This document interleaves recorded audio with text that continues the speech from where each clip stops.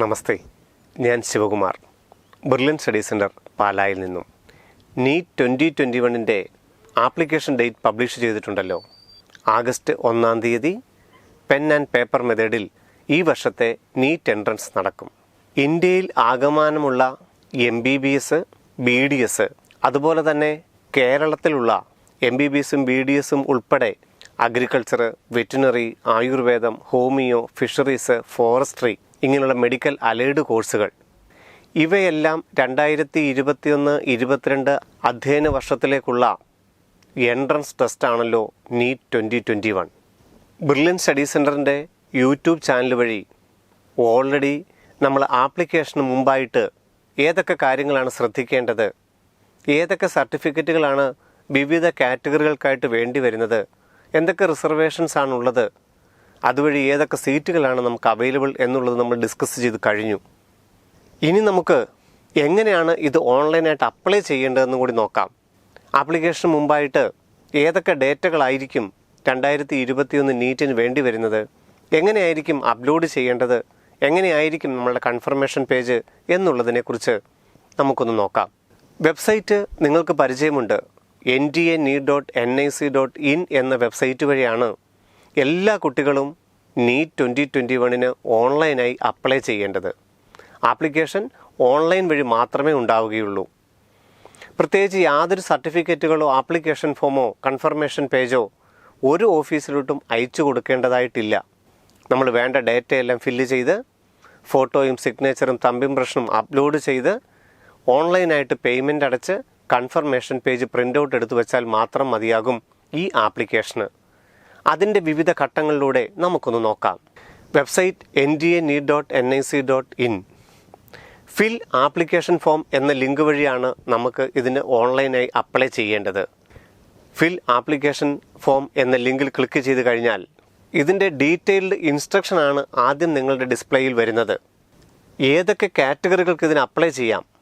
Indian nationals, NRIs, non resident Indians, OCIs, over citizens of India, persons of Indian origin and foreign nationals. ഈ ഇത്രയും കാറ്റഗറികൾക്കും NEET 2021 apply ചെയ്യാനുള്ള eligibility ഉണ്ടാവും. രണ്ടാമത്തെ instruction ഏജിനെ കുറിച്ചുള്ളതായിരിക്കും. 2021 December 31 17 വയസ്സ് പൂർത്തിയാകുന്ന എല്ലാവർക്കും, അതായത് 31/12/2004 മുമ്പ് ജനിച്ച എല്ലാ കുട്ടികൾക്കും, ഒരിക്കൽ കൂടി 31/12/2004 മുമ്പ് ജനിച്ച എല്ലാ കുട്ടികൾക്കും ഈ നീറ്റ് 2021 അപ്ലൈ ചെയ്യാനുള്ള അർഹതയുണ്ടാവും. അപ്പർ ഏജ് ലിമിറ്റ് 25 years ആണ്. അതവർ വ്യക്തമായി നോട്ടിഫിക്കേഷനിൽ പറഞ്ഞിട്ടുണ്ട്. കോടതിയുടെ അനുവാദത്തോടുകൂടി ഇപ്പോൾ നമുക്ക് ബാക്കി 25 മുകളിലുള്ളവർക്കും അപ്ലൈ ചെയ്യാം. അപ്പർ ഏജ് ലിമിറ്റ് 25 years ആണെന്ന് വ്യക്തമായി പറഞ്ഞിട്ടുണ്ട്. OBC, SC, ST വിഭാഗങ്ങൾക്ക് 5 year റിലാക്സേഷൻ ഉണ്ട്. 30 വയസ്സ് വരെയുള്ളവർക്ക് അപ്ലൈ ചെയ്യാം. എന്നിരുന്നാലും സുപ്രീം കോടതിയുടെ വിധി പ്രകാരം ഇപ്പോൾ ഏജ് ലിമിറ്റ് ഇല്ല. ആർക്ക് വേണമെങ്കിലും അപ്ലൈ ചെയ്യാം. കോടതിയുടെ ഫൈനൽ വിധി വരുന്നിടം വരെ അപ്പർ ഏജ് സംബന്ധിച്ചുള്ള ലിമിറ്റ് ഉണ്ടായിരിക്കുകയില്ല. ഏത് പ്രായത്തിലുള്ളവർക്കും നീറ്റ് 2021 അപ്ലൈ ചെയ്യാം. ഇൻസ്ട്രക്ഷൻ്റെ രണ്ടാമത്തെ പേജിൽ ഷെഡ്യൂൾ ഓഫ് ആപ്ലിക്കേഷനാണ്. എന്ന് മുതലായിരിക്കും ആപ്ലിക്കേഷൻ തുടങ്ങുന്നത്, എന്ന് വരെ ഫീസ് അടയ്ക്കാം, അതിൻ്റെ കറക്ഷൻ ഡേറ്റ് എന്നാണ് ഹോൾ ടിക്കറ്റ് അപ്ലോഡ് ആവുന്നത്, അതുപോലെ തന്നെ നീറ്റ് 2021 എന്നാണ് നടക്കുന്നത്. ഓഗസ്റ്റ് 1 ആണല്ലോ ഓൾറെഡി പബ്ലിഷ് ചെയ്ത് കഴിഞ്ഞു. ഇങ്ങനെയുള്ള ഡീറ്റെയിൽസ് രണ്ടാമത്തെ ഇൻസ്ട്രക്ഷൻ്റെ പേജിൽ നിങ്ങൾക്ക് കാണാം. അതോടൊപ്പം ഇതിൻ്റെ ആപ്ലിക്കേഷൻ ഫീസ് 2020 1500 രൂപയായിരുന്നു ആപ്ലിക്കേഷൻ ഫീസ് ജനറൽ വിഭാഗത്തിന്. EWSനും OBC NCLനും അത് 1400 രൂപയായിരുന്നു application fees. SC, ST, persons with disability കാറ്റഗറിക്കാർ 800 രൂപയായിരുന്നു ആപ്ലിക്കേഷൻ ഫീസായി അടയ്ക്കേണ്ടത്. അതിനുശേഷം അപ്ലോഡ് ചെയ്യേണ്ട കാര്യങ്ങൾ, എല്ലാ കുട്ടികളും നീറ്റ് 2021 അപ്ലൈ ചെയ്യുന്ന എല്ലാ കുട്ടികളും ഏതൊക്കെ ഇമേജസ് ആണ് അപ്ലോഡ് ചെയ്യേണ്ടതെന്നുള്ളത് ഇൻസ്ട്രക്ഷനിൽ കാണിച്ചിരിക്കും. അത് ഏത് ഫോർമാറ്റിലാണ് വേണ്ടത്, JPEG ഫോർമാറ്റിലാണ് വേണ്ടത്, അതിൻ്റെ സൈസ് എത്രയാണെന്ന് വ്യക്തമായി കാണിച്ചിരിക്കും. ഫോട്ടോ 10 KB മുതൽ 200 KBയിൽ താഴെയായിരിക്കണം JPEG ഫോർമാറ്റിൽ. സിഗ്നേച്ചർ 4 KB മുതൽ 30 KBയിൽ താഴെയായിരിക്കണം. ലെഫ്റ്റ് തമ്പ് ഇംപ്രഷൻ 10 KB മുതൽ 50 KB വരെ. ക്ലാസ് 10 സർട്ടിഫിക്കറ്റ് 100 KB മുതൽ 300 KB വരെ. ക്ലാസ് 10 സർട്ടിഫിക്കറ്റ് എന്ന് പറയുമ്പോൾ സ്റ്റേറ്റ് ആണെങ്കിലും CBSE ആണെങ്കിലും ICSE ആണെങ്കിലും മാർക്ക് ലിസ്റ്റിൻ്റെ കോപ്പി, പാസ് സർട്ടിഫിക്കറ്റ് അല്ല, മാർക്ക് ലിസ്റ്റിൻ്റെ കോപ്പി അപ്ലോഡ് ചെയ്താൽ മതിയാകും. അവിടെ ഒരു സംശയം വരും, 10th പാസ് സർട്ടിഫിക്കറ്റും ഉണ്ട്, മാർക്ക് ലിസ്റ്റിൻ്റെ കോപ്പി ഉണ്ട്, ഏത് അപ്ലോഡ് ചെയ്യണമെന്നുള്ളത് എല്ലാവർക്കും സംശയമുണ്ട്. മാർക്ക് ലിസ്റ്റ് അപ്ലോഡ് ചെയ്താൽ മതിയാകും. 5ാമതായിട്ട് അപ്ലോഡ് ചെയ്യാൻ പറഞ്ഞിരിക്കുന്നത് പോസ്റ്റ് കാർഡ് സൈസ് ഫോട്ടോയാണ്. 6 ഇഞ്ച് നീളവും 4 ഇഞ്ച് വീതിയുമുള്ള post card size photo 50 KB മുതൽ 300 KB താഴെയായിരിക്കണം സൈസ്. ഇങ്ങനെ 5 കാര്യങ്ങളാണ് എല്ലാ കുട്ടികളും അപ്ലോഡ് ചെയ്യേണ്ടതായിട്ട് വരാൻ സാധ്യത. ഫോട്ടോ 200 KB താഴെ, സിഗ്നേച്ചർ 30 KB താഴെ, ലെഫ്റ്റ് തമ്പ് ഇംപ്രഷൻ 50 KB താഴെ, 10th സർട്ടിഫിക്കറ്റ് 300 KB താഴെ, post card size photo 300 KB താഴെ. 5ഉം PDF ഫോർമാറ്റിലല്ല, JPEG ഫോർമാറ്റിലാണ് നിങ്ങൾ സ്കാൻ ചെയ്ത് റെഡിയാക്കി വെക്കേണ്ടത്. Application fees credit card, net banking, UPI payment, Paytm എന്നിവ മുതൽ ഓൺലൈനായിട്ട് തന്നെ അടയ്ക്കണം. ചെല്ലാനെടുത്ത് ഓഫ്ലൈനായിട്ട് അടയ്ക്കേണ്ട രീതി ഉണ്ടാവുകയില്ല. ഓൺലൈനായിട്ട് തന്നെ ഏതെങ്കിലും ഒരു രീതിയിൽ ക്രെഡിറ്റ് കാർഡോ ഡെബിറ്റ് കാർഡോ UPI പേയ്മെൻറ്റോ Paytm വഴിയോ തന്നെ പേയ്മെൻറ്റ് ചെയ്യണം. അതിന് 4ഓ 5ഓ ബാങ്കിൻ്റെ ഗേറ്റ് വേകൾ കാണും. ഏതെങ്കിലും ഒരു ബാങ്കിൻ്റെ ഗേറ്റുകൾ, പല ഗേറ്റുകൾ കാണും. നമുക്ക് ഇഷ്ടമുള്ള ബാങ്കിൻ്റെ ഗേറ്റ് വഴി പോകാം. ഏത് കാർഡാണെങ്കിലും ഇന്ന ഗേറ്റ് വഴി പോകണമെന്നില്ല, അതിൽ കാണുന്ന ഏത് ഗേറ്റ് വേ വഴി നമുക്കും പേയ്മെൻറ്റ് ചെയ്യാം.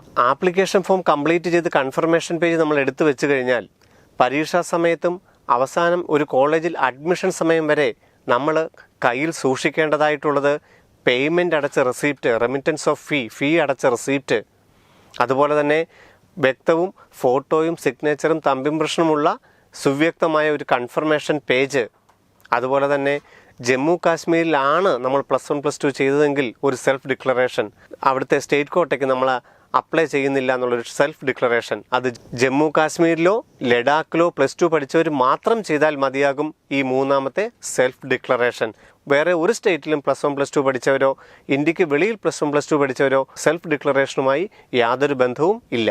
ഓൺലൈനായി അപ്ലൈ ചെയ്യുന്നതിന് 4 ഘട്ടങ്ങളാണ് ഉണ്ടാവുക. Fill the online application form, upload required documents, make online payment, print confirmation page successfully.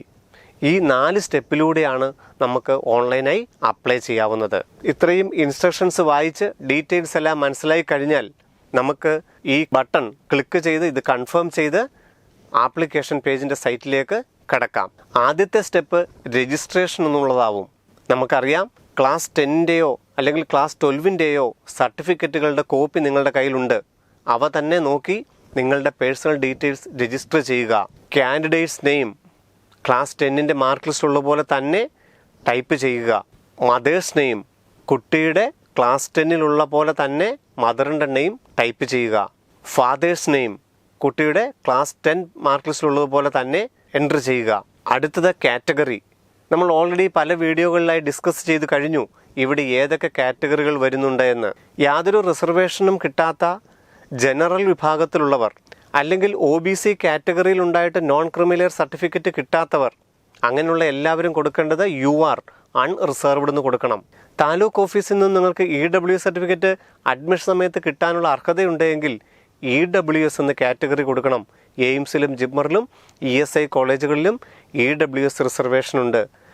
OBC NCL central ലിസ്റ്റിൽ നമ്മളുടെ ജാതിയുടെ പേരുണ്ട്, നമുക്ക് OBC NCL സർട്ടിഫിക്കറ്റ് താലൂക്ക് ഓഫീസിൽ നിന്ന് കിട്ടും, അഡ്മിഷൻ സമയത്ത് കിട്ടുമെന്നുണ്ടെങ്കിൽ ഇവിടെ നമുക്ക് കാറ്റഗറി OBC NCL എന്ന് സെലക്ട് ചെയ്യാം. സെൻട്രൽ യൂണിവേഴ്സിറ്റികളും എയിംസിലും ജിപ്മറിലും ESI കോളേജുകളിലും 27% OBC റിസർവേഷനുണ്ട്. SC കാറ്റഗറി ഉണ്ട്, ST കാറ്റഗറി ഉണ്ട്. താലൂക്ക് ഓഫീസിൽ നിന്നാണ് അഡ്മിഷൻ സമയത്ത് സർട്ടിഫിക്കറ്റ് വേണ്ടത് നമ്മൾ മുൻപ് തന്നെ പറഞ്ഞു കഴിഞ്ഞു. അപ്പം വിവിധ കാറ്റഗറികൾ സെലക്ട് ചെയ്ത് കൊടുക്കുക. നമുക്ക് ഏതാണോ നമ്മളുടെ category UR, OBC NCL, EWS, SC, ST ഇതിലേതാണെന്നുള്ളത് നമ്മൾ സെലക്ട് ചെയ്ത് കൊടുക്കുക. 5ാമത്തെ മറ്റൊരു വിഭാഗം NRI. നമുക്ക് ഡീംഡ് കോളേജുകളിലൊക്കെ NRI സീറ്റിന് വേണമെന്നുണ്ടെങ്കിൽ ഇവിടെ നമുക്ക് NRI എന്നും ഇപ്പോൾ സെലക്ട് ചെയ്ത് കൊടുക്കാം. ഇനി അതല്ല, ഫോറിൻ നാഷണൽസിന് എയിംസിൽ സീറ്റുണ്ട്, നമ്മൾ ഇന്ത്യയുമായിട്ട് ബന്ധമില്ല, നമ്മൾ ഫോറിൻ നാഷണലാണ് സെലക്ട് ചെയ്ത് കൊടുക്കാം. അടുത്ത രജിസ്ട്രേഷനുള്ള ലിങ്കാണ് പേഴ്സൺസ് വിത്ത് ഡിസബിലിറ്റി. ആ റിസർവേഷനെ കുറിച്ച് നമ്മൾ ഓൾറെഡി വീഡിയോയിൽ പറഞ്ഞു കഴിഞ്ഞിട്ടുണ്ട്. നമ്മളുടെ പേഴ്സണൽ ഡിസബിലിറ്റി, കാൻഡിഡേറ്റിൻ്റെ ഡിസബിലിറ്റി 40 മുതൽ 80% വരെയാണെങ്കിൽ നമ്മൾ PWD റിസർവേഷനിൽ വരും. അവിടെ വ്യക്തമായി നമുക്ക് പറഞ്ഞിട്ടുണ്ട് ഏതാണ് നമ്മളുടെ disability. Locomotor disability, intellectual disability, mental behaviour, disabilities caused due to neurological conditions, multiple disabilities, visual impairment, hearing impairment, speech and language disability. ഈ ഡിസബിലിറ്റിയുടെ ക്യാരക്ടർ ഏതാണ്, നമ്മളുടെ ഡിസബിലിറ്റിയുടെ ക്യാരക്ടർ ഏതാണെന്നുള്ളത് നമ്മൾ സെലക്ട് ചെയ്ത് കൊടുക്കണം. അതിൻ്റെ പേഴ്സൻറ്റേജ് എത്രയുള്ളതാണെന്ന് നമ്മൾ മെഡിക്കൽ ഓഫീസറിൽ നിന്ന് ചോദിച്ച് മനസ്സിലാക്കി ഇപ്പോൾ തന്നെ എൻട്രി ചെയ്ത് കൊടുക്കണം. ഈ കാറ്റഗറിയിൽ ഏത് വരും എന്നുള്ളത് നമ്മൾ സ്പെസിഫൈ ചെയ്ത് കൊടുക്കുക. നമ്മളുടെ ഡിസബിലിറ്റി എത്ര പേഴ്സൻറ്റേജ് ഉണ്ടെന്നുള്ളതും ഈ രജിസ്ട്രേഷൻ സമയത്ത് രജിസ്റ്റർ ചെയ്ത് കൊടുക്കണം. യാതൊരു ഡിസബിലിറ്റിയും ഇല്ലാത്തവർ NA നോട്ട് ആപ്ലിക്കബിൾ എന്ന് കൊടുത്ത് രജിസ്ട്രേഷൻ പൂർത്തിയാക്കാം. അതുപോലെ തന്നെ ക്ലാസ് 10 പോലെയുള്ളതുപോലെ ഡേറ്റ് ഓഫ് ബർത്തും, ഡേറ്റ് 2 ഡിജിറ്റിൽ 1 മുതൽ 9 വരെയാണ് നമ്മളുടെ ഡേറ്റ് ഓഫ് ബർത്തിൻ്റെ ഡേറ്റ് എങ്കിൽ 01 മാസം, അത് കഴിഞ്ഞിട്ട് ഇയർ, DD, MM, YY എന്നുള്ള ഫോർമാറ്റിൽ നിങ്ങൾക്ക് ഡേറ്റ് ഓഫ് ബർത്ത് സെലക്ട് ചെയ്യാം. കലണ്ടർ ഉണ്ടാവും, കലണ്ടറിൽ നിന്ന് നിങ്ങൾക്ക് സെലക്ട് ചെയ്താലും മതിയാകും. ഇത്രയും ഡീറ്റെയിൽസ് ആണ് രജിസ്ട്രേഷന് വേണ്ടിയിട്ട് ആദ്യം നമ്മൾ ഫില്ല് ചെയ്യേണ്ടത്. അതിനുശേഷം ജെൻഡർ, മെയിൽ ഓർ ഫീമെയിൽ എന്നുള്ളത് സെലക്ട് ചെയ്ത് കൊടുക്കുക. അതിനുശേഷം രജിസ്ട്രേഷൻ്റെ അടുത്ത സ്റ്റെപ്പിൽ നാഷണാലിറ്റി ചോദിച്ചിട്ടുണ്ട്. ഇന്ത്യൻ, NRI, PCI, OCI ഏതാണ് നമ്മുടെ നാഷണാലിറ്റി ലെവൽ എന്ന് ചോദിച്ചിരിക്കുന്നു. അതനുസരിച്ച് നിങ്ങൾ ആ കോളം ഫില്ല് ചെയ്യണം. ഇനിയുള്ള ഒരു കോളം സ്റ്റേറ്റ് ഓഫ് എലിജിബിലിറ്റി. ഏറ്റവും കൂടുതൽ കുട്ടികൾ സംശയം ചോദിക്കുന്നത് ഈ ഒരു കാര്യത്തിലായിരിക്കും. State of eligibility for 15% all India quota. എല്ലാ കുട്ടികളും എല്ലാ പേരൻസും ഇത് തെറ്റിദ്ധരിക്കുന്നത് ഓൾ ഇന്ത്യ കോട്ടയിൽ ഏത് സ്റ്റേറ്റിലെ കോളേജിലാണ് അഡ്മിഷൻ വേണ്ടതെന്ന് അറിയാനാണ് ഈ കോളം ഫില്ല് ചെയ്യുന്നതെന്നാണ്. യഥാർത്ഥത്തിൽ 15% ഓൾ ഇന്ത്യ കോട്ടയ്ക്ക് നമുക്ക് അർഹതയുണ്ടോ എന്നറിയാൻ വേണ്ടിയിട്ട് ഉള്ള ചോദ്യമാണ് ഇത്. ജമ്മു കാശ്മീരിലോ ലഡാക്കിലോ ആണ് നമ്മൾ +1 +2 പഠിക്കുന്നതെങ്കിൽ അല്ലെങ്കിൽ പഠിച്ചതെങ്കിൽ അവിടുത്തെ സ്റ്റേറ്റ് റാങ്ക് ലിസ്റ്റിൽ നമ്മളുടെ പേര് വന്നാൽ 15% ഓൾ ഇന്ത്യ കോട്ടയ്ക്ക് 240 ഗവൺമെൻറ് മെഡിക്കൽ കോളേജിൽ നമ്മൾക്ക് അർഹതയില്ല. പണ്ട് ആന്ധ്രാപ്രദേശിനും അതുണ്ടായിരുന്നു. ആന്ധ്രയിലാണ് നമ്മൾ +1 +2 പഠിച്ചതെങ്കിൽ നമ്മളെ ഓൾ ഇന്ത്യ കോട്ടയിൽ പരിഗണിക്കുകയില്ലായിരുന്നു. ഇപ്പം അത് മാറ്റി. ജമ്മു കാശ്മീരിലും ലഡാക്കിനും മാത്രമേ അതുള്ളൂ. അവിടുത്തെ സ്റ്റേറ്റ് റാങ്ക് ലിസ്റ്റിൽ നമ്മുടെ പേര് വരികയില്ലെന്നുള്ള സെൽഫ് ഡിക്ലറേഷൻ കൊടുത്താൽ മാത്രമേ നമുക്ക് ഓൾ ഇന്ത്യ കോട്ടയിൽ ആ സ്റ്റേറ്റിലുള്ളവരെ പരിഗണിക്കുകയുള്ളൂ. ബാക്കി എല്ലാവരും കേരളത്തിലും കർണാടകത്തിലും തമിഴ്നാട്ടിലും രാജസ്ഥാനിലും ഡൽഹിയിലും എവിടെയാണെങ്കിലും 15% ഓൾ ഇന്ത്യ കോട്ടയ്ക്ക് അർഹതയുണ്ടോ, സ്റ്റേറ്റ് ഓഫ് എലിജിബിലിറ്റി മാത്രമേ ചോദിക്കുന്നുള്ളൂ. ഏത് കോളേജിൽ ഏത് സ്റ്റേറ്റിൽ അഡ്മിഷൻ വേണമെന്നല്ല ഈ ചോദ്യം. 15% നമുക്ക് അർഹതയുണ്ടോ എന്ന് NTA മനസ്സിലാക്കാൻ വേണ്ടിയിട്ടാണ് ഈ ചോദ്യം. ഇവിടെ എന്താണ് നമ്മൾ ഫില്ല് ചെയ്യേണ്ടത്? +1 +2 ഏത് സ്റ്റേറ്റിലാണ് പഠിച്ചത്. +1 +2 കേരളത്തിലാണ് പഠിച്ചതെങ്കിൽ കേരള എന്ന് കൊടുക്കുക, നമുക്ക് അർഹതയുണ്ട്. +1 +2 പഠിച്ചത് തമിഴ്നാട്ടിലാണെങ്കിൽ തമിഴ്നാട് എന്ന് കൊടുക്കുക. ഇന്ത്യയിലുള്ള 240 മെഡിക്കൽ കോളേജിന് നമുക്ക് എലിജിബിലിറ്റി ആയി. +1 +2 പഠിച്ചത് ഡൽഹിയിലാണെന്നിരിക്കട്ടെ, കർണാടകത്തിലാണെന്നിരിക്കട്ടെ, രാജസ്ഥാനിലോ ബംഗാളിലോ ആണെന്നിരിക്കട്ടെ, നിങ്ങൾ ആ സ്റ്റേറ്റിൻ്റെ പേര് കൊടുക്കുക.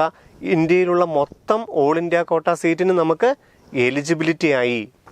നമ്മൾ ഗൾഫിലാണ് അല്ലെങ്കിൽ ഇന്ത്യക്ക് പുറത്താണ് നമ്മൾ +1 +2 പഠിച്ചതെങ്കിൽ നമ്മളുടെ പെർമനൻ്റ് അഡ്രസ്സ് എവിടെയാണോ ആ സ്റ്റേറ്റ് കൊടുക്കുക. കൂടുതൽ കുട്ടികളും ഗൾഫ് മേഖലയിൽ +1 +2 പഠിച്ചവർ ഇവിടെ എന്താണ് കൊടുക്കേണ്ടത്? നിങ്ങളുടെ പെർമനൻ്റ് അഡ്രസ്സ് എവിടെയാണോ ആ സ്റ്റേറ്റ് കൊടുക്കുക. കേരളത്തിലാണ് നിങ്ങളുടെ പെർമനൻ്റ് അഡ്രസ്സ് എങ്കിൽ കേരള എന്ന് കൊടുക്കുക. അപ്പം നിങ്ങൾക്ക് ഇന്ത്യയിലുള്ള 240 ഗവൺമെൻറ് മെഡിക്കൽ കോളേജിലും അതല്ലെങ്കിൽ ഇന്ത്യയിലുള്ള എല്ലാ സ്റ്റേറ്റിലും ഗവൺമെൻറ് കോളേജിലെ 15% അർഹതയായി. +1 +2 പഠിച്ചത് ജമ്മു കാശ്മീരിലോ ലഡാക്കിലോ ആണെങ്കിൽ ഈ സെൽഫ് ഡിക്ലറേഷൻ കൊടുത്താൽ മാത്രമേ നിങ്ങൾക്ക് എലിജിബിലിറ്റി കിട്ടുകയുള്ളൂ. അപ്പം പ്രത്യേകം ശ്രദ്ധിക്കുക, സ്റ്റേറ്റ് ഓഫ് എലിജിബിലിറ്റി എന്ന് പറയുന്നത് 15% ഓൾ ഇന്ത്യ കോട്ടയ്ക്ക് അർഹതയുണ്ടോ എന്ന് NTA മനസ്സിലാക്കാൻ വേണ്ടിയിട്ടാണ് +1 +2 നമ്മൾ എവിടെയാണ് പഠിച്ചതെന്നുള്ളത് ഈ കോളത്തിൽ ഫില്ല് ചെയ്യേണ്ടത്. ക്ലിയർ?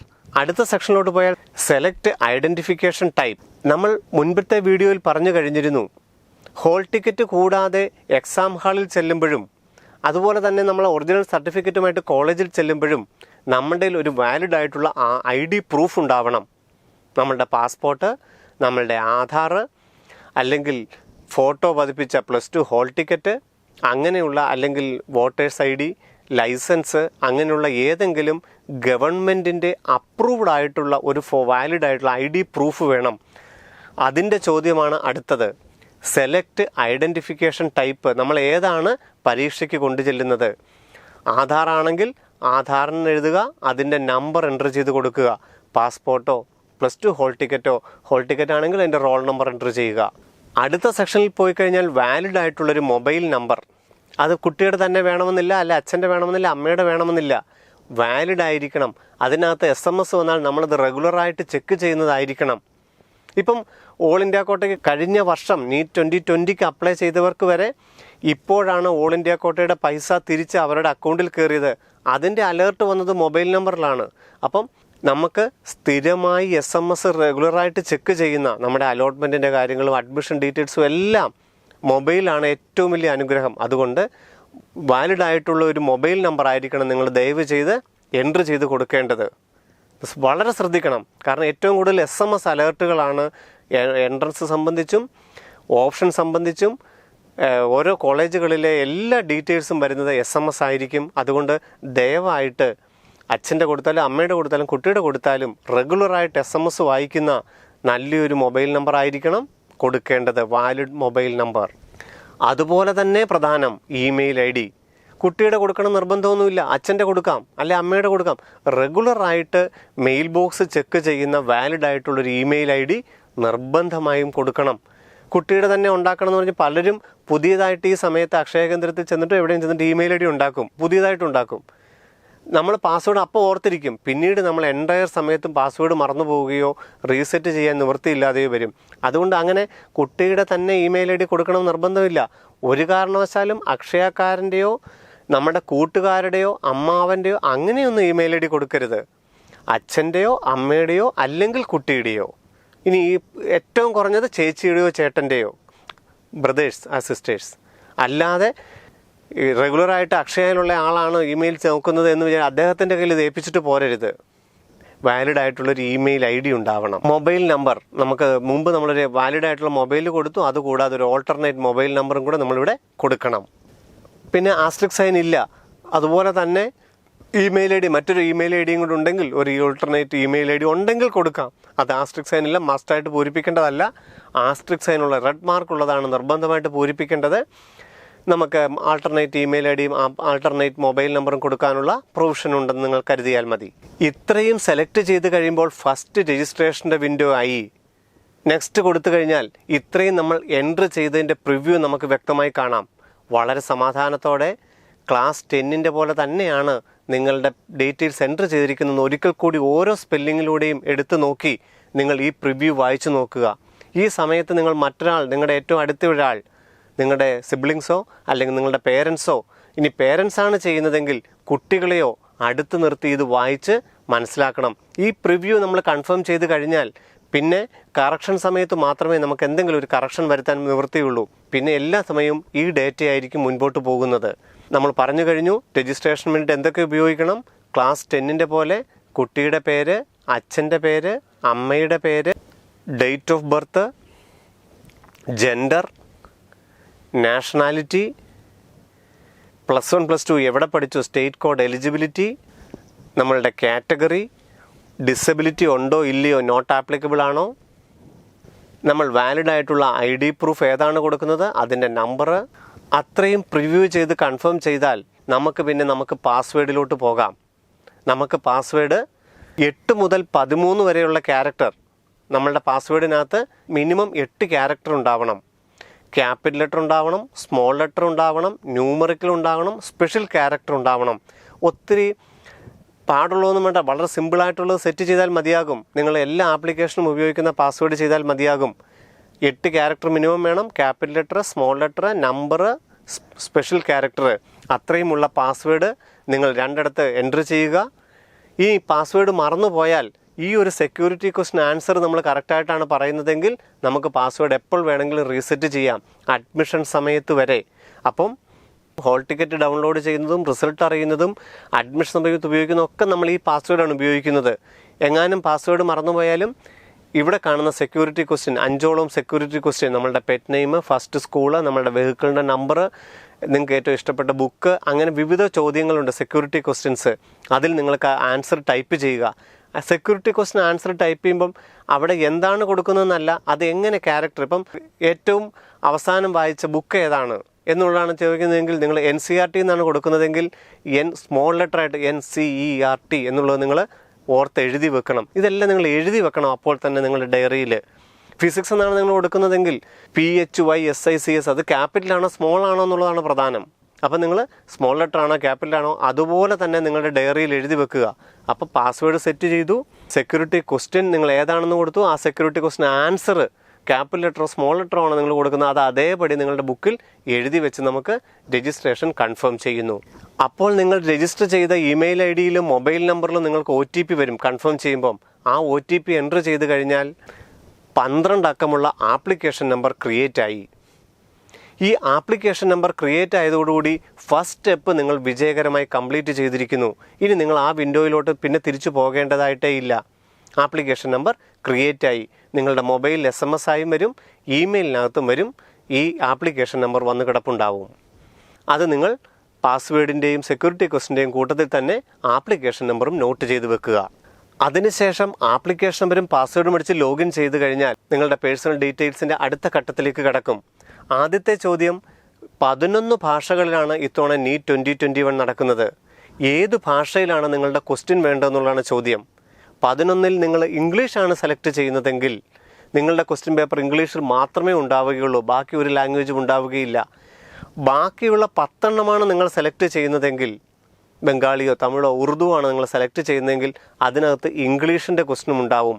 ലെഫ്റ്റ് സൈഡിൽ ഇംഗ്ലീഷും റൈറ്റ് സൈഡിൽ ഏത് ഭാഷയാണോ സെലക്ട് ചെയ്തതുണ്ടാവും. അപ്പോൾ നിങ്ങൾ ക്വസ്റ്റ്യൻ പേപ്പറിന് ഏത് ലാംഗ്വേജാണ് സെലക്ട് ചെയ്യുന്നതെന്നുള്ളത് സെലക്ട് ചെയ്ത് കൊടുക്കുക.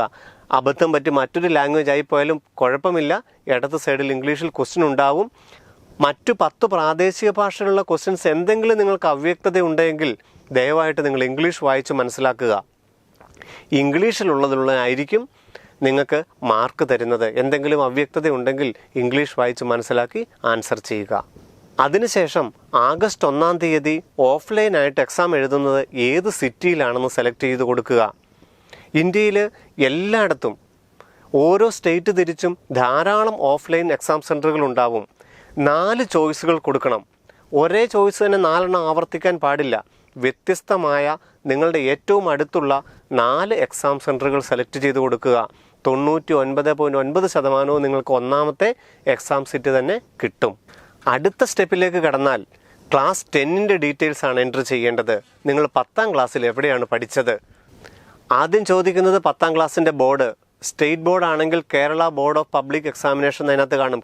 സെലക്ട് ചെയ്താൽ Kerala board of public examination select ചെയ്യാം. CBSE ആണെങ്കിൽ C എന്ന് സെലക്ട് ചെയ്താൽ central board of secondary education എന്ന് കാണാം. ICSE ആണ് സെലക്ട് ചെയ്യുന്നതെങ്കിൽ council for Indian school certificate examination എന്നുള്ള ബോർഡ് കാണാം. നിങ്ങൾ ഏത് ബോർഡിലാണോ സെലക്ട് ചെയ്യുന്നത് ആ ബോർഡ് സെലക്ട് ചെയ്യുക, എക്സാം ബോർഡ്. 2ാമത് സ്കൂളിൻ്റെ പേര്. 3ാമത് സ്കൂളിൻ്റെ അഡ്രസ്സ്. നിങ്ങളുടെ സ്കൂളിൻ്റെ പേര് 10ൻ്റെ മാർക്ക് ലിസ്റ്റിൻ്റെ കോപ്പിയിൽ ഉണ്ടാവും. നിങ്ങളുടെ സ്കൂളിൻ്റെ പേര്, സ്ഥലം, ജില്ല, സ്റ്റേറ്റ്, അതിൻ്റെ പിൻകോഡ് ഉൾപ്പെടെയുള്ള 10ാം ക്ലാസ്സിൽ പഠിച്ച സ്കൂളിൻ്റെ അഡ്രസ്സ് എൻ്റർ ചെയ്യുക. നിങ്ങൾ വെളിയിലാണ് പഠിച്ചതെങ്കിൽ അതിൻ്റെ പോസ്റ്റ് ബോക്സ് നമ്പർ ഉൾപ്പെടെയുള്ള അഡ്രസ്സ് ആ 10ൻ്റെ സർട്ടിഫിക്കറ്റിൽ എങ്ങനെയാണോ കിടക്കുന്നത് അത് അതേപടി ഇതിനകത്ത് എൻ്റർ ചെയ്ത് കൊടുക്കുക. നിങ്ങൾ പ്രത്യേകം ശ്രദ്ധിക്കേണ്ട ഇവിടെയൊന്നും സ്പെഷ്യൽ ക്യാരക്ടർ, ഇപ്പോൾ cent Antony's public school, cent Antony's കഴിഞ്ഞിട്ട് അപ്പോസ്ട്രോഫി ഉണ്ട്, അപ്പോസ്ട്രോഫി ഉപയോഗിക്കരുത്. നിങ്ങൾ അപ്പോസ്ട്രോഫി പോലെയുള്ള സിമ്പലുകൾ ഇവിടെ നിങ്ങൾക്ക് ഉപയോഗിക്കരുത്. നിങ്ങൾ പാസ്വേഡിൻ്റെ സമയത്ത് നിങ്ങൾക്ക് സ്പെഷ്യൽ ക്യാരക്ടർ ഉപയോഗിക്കാം, പക്ഷേ അഡ്രസ്സുകളുടെ സ്ഥാനത്ത് സ്പെഷ്യൽ ക്യാരക്ടർ ഉപയോഗിക്കരുത്. സെൻറ്റ് ആൻ്റണീസ് എന്നാണെങ്കിൽ അപ്പോസ്ട്രോഫി ഇടാതെ കണ്ടിന്യൂസ് ആയിട്ട് ദയവായിട്ട് സ്കൂളിൻ്റെ പേരും അഡ്രസ്സും കംപ്ലീറ്റ് ചെയ്യാൻ ശ്രദ്ധിക്കുക. സ്കൂളിൻ്റെ അഡ്രസ്സ് കഴിഞ്ഞാൽ 10th ഏത് ഇയറിലാണ് പഠിച്ചതെന്ന് എഴുതുക. ഇന്ത്യയിലാണോ വിദേശത്താണോ നിങ്ങൾ 10th ചെയ്തതെന്നുള്ള ചോദ്യം ഉണ്ടാവും. കോളേജിൻ്റെ ലൊക്കേഷൻ ഉണ്ടാകും, ഡിസ്ട്രിക്റ്റ് ഉണ്ടാവും, ക്ലാസ് 10ന് എത്ര % ആണ് കിട്ടിയതെന്നുണ്ടാവും. CBSEക്കും സ്റ്റേറ്റിനും മാർക്ക് തന്നെ ഉള്ളതുകൊണ്ട് നിങ്ങൾക്ക് പേഴ്സൻറ്റേജ് കണ്ടുപിടിക്കാൻ ബുദ്ധിമുട്ടുണ്ടാവുകയില്ല. സ്റ്റേറ്റ് സിലബസ് ആണെങ്കിൽ എല്ലാത്തിനും A+ എന്നോ അങ്ങനെ ആയിരിക്കും ഗ്രേഡ്. എല്ലാത്തിനും A+ എന്നാണെങ്കിൽ 90% എന്ന് കൊടുക്കുക. A+ൽ ഓരോന്ന് കുറവുണ്ടെങ്കിൽ ഓരോ ഗ്രേഡ് കുറച്ച് എത്രയാണെന്ന് കാൽക്കുലേറ്റ് ചെയ്ത് നിങ്ങൾ ഇവിടെ പേഴ്സൻറ്റേജ് എൻറ്റർ ചെയ്യുക. ക്ലാസ് 10ൻ്റെ റോൾ നമ്പർ, ക്ലാസ് 10ൻ്റെ മാർക്ക് ലിസ്റ്റിൽ റോൾ നമ്പർ ഉണ്ട്, ആ റോൾ നമ്പർ എൻറ്റർ ചെയ്യുക. അപ്പോൾ നിങ്ങൾക്ക് മനസ്സിലായി ക്ലാസ് 10ൻ്റെ മാർക്ക് ലിസ്റ്റിൻ്റെ കോപ്പി അടുത്തുണ്ടെങ്കിലേ നമുക്ക് ആപ്ലിക്കേഷൻ ചെയ്യാൻ പറ്റുകയുള്ളൂ എന്ന് മനസ്സിലായില്ലേ? റോൾ നമ്പർ ഉൾപ്പെടെയുള്ളത് എൻറ്റർ ചെയ്യുക. അടുത്തത് ക്ലാസ് 11ൻ്റെ ഡീറ്റെയിൽസ് ആണ്. അത് ജസ്റ്റ് അഡ്രസ്സും ഇയറും ഏത് എബ്രോഡാണോ അതിൻ്റെ ഡിസ്ട്രിക്റ്റ് മാത്രം എൻറ്റർ ചെയ്യാൻ മാത്രം മതിയാകും. ക്ലാസ് 11ൻ്റെ 5 ഡീറ്റെയിൽസ് മാത്രമേ ചോദിച്ചിട്ടുള്ളൂ, സ്കൂളിൻ്റെ പേരും ഡീറ്റെയിൽസും മാത്രം. അടുത്ത സെക്ഷൻ ക്ലാസ് 12ൻ്റെ ഡീറ്റെയിൽസ് ആണ്. 12ാം ക്ലാസ്സിൻ്റെ ഡീറ്റെയിൽസ് എൻറ്റർ ചെയ്യുക.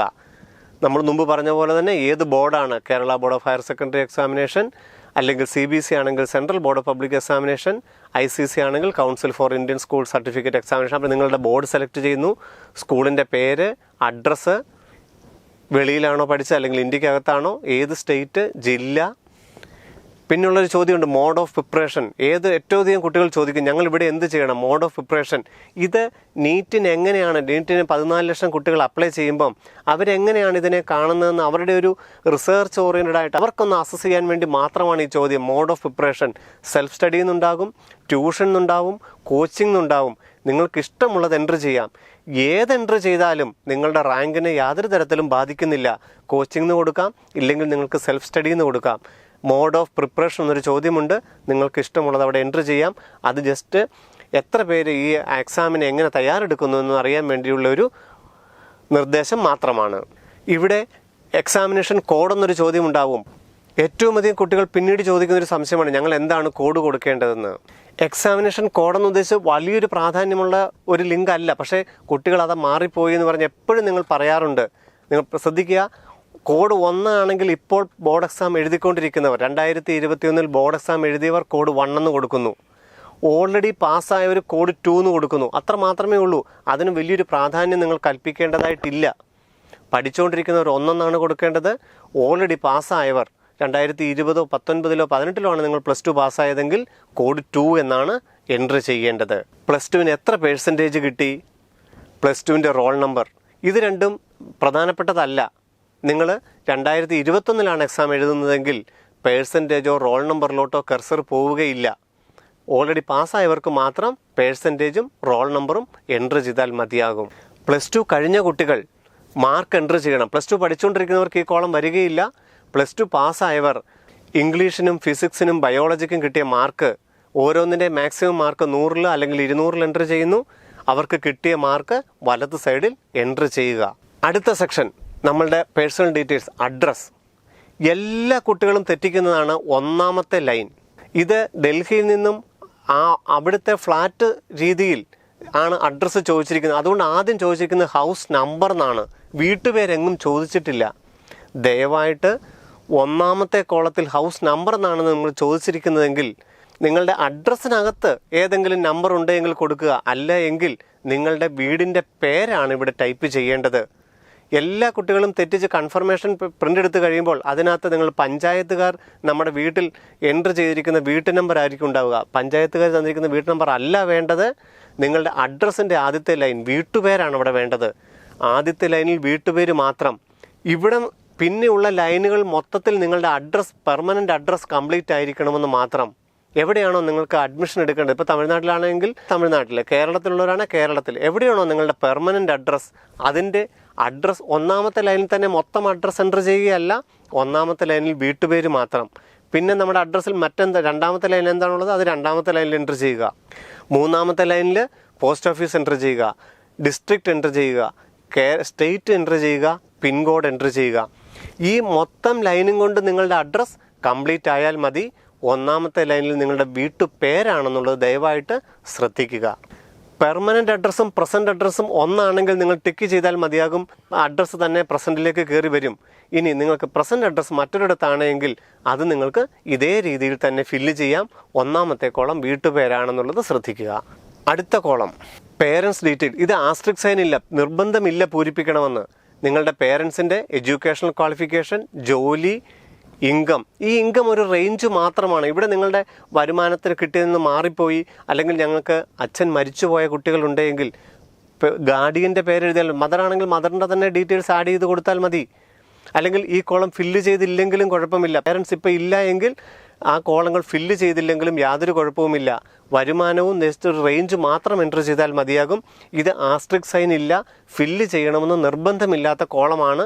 നമ്മളെക്കുറിച്ച് മോഡ് ഓഫ് പ്രിപ്പറേഷനിൽ പറഞ്ഞതുപോലെ തന്നെ നമ്മളെക്കുറിച്ചുള്ളൊരു അസസ്മെൻറ്റ് മാത്രമാണ് ഇത്.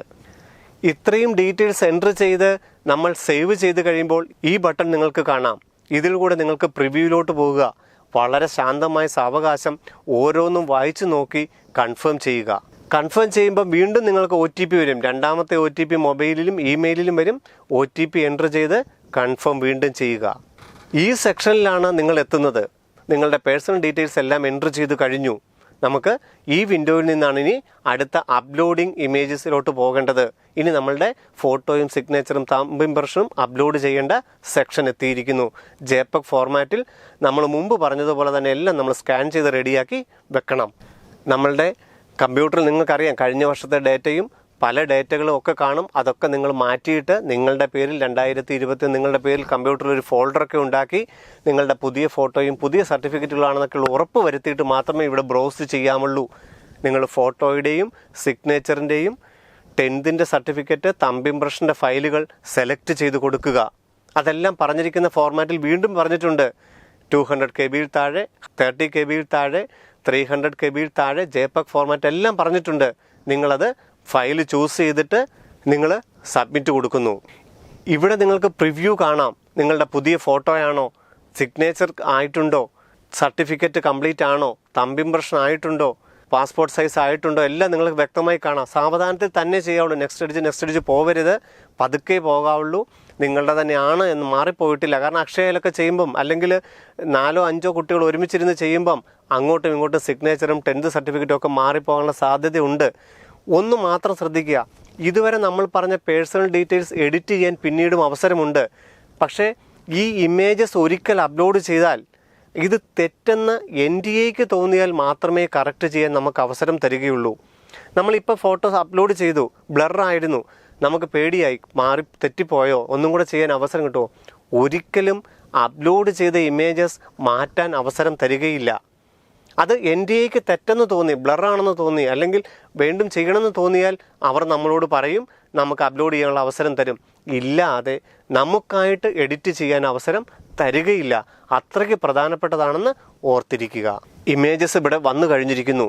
നമ്മൾ പറഞ്ഞു കഴിഞ്ഞു, വൈറ്റ് ബാക്ക്ഗ്രൗണ്ടുള്ള passport size photograph, 10th certificate, thumb impression വളരെ ക്ലിയർ ആയിട്ടുള്ളത്, നമ്മുടെ സീൽ പാഡിൽ നിന്ന് എടുത്തത്, പോസ്റ്റ് കാർഡ് സൈസ് ഫോട്ടോ.